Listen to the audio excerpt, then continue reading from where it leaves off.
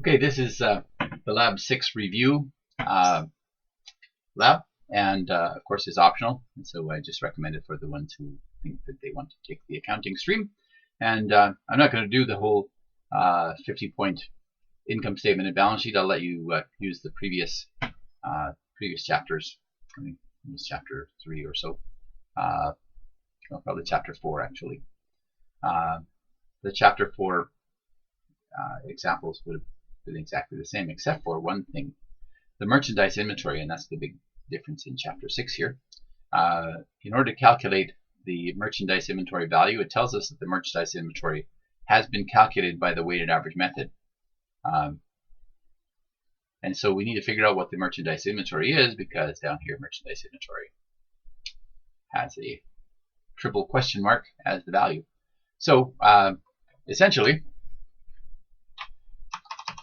we know that beginning inventory plus purchases minus ending inventory gives us cost of goods sold, or alternatively, merchandise inventory, beginning inventory plus purchases minus cost of goods sold gives us merchandising inventory. So it's the same algebraically. So essentially, we calculate cost of goods available for sale, which is 169,800 plus 132,200 in this case. So we've got 302,000 available. That's the amount that would be split between the cost of goods sold and the merchandise inventory. So we know the amount of the cost of goods sold is 117,500. That leaves us 184,500 as our merchandise inventory, which will show up in our balance sheet.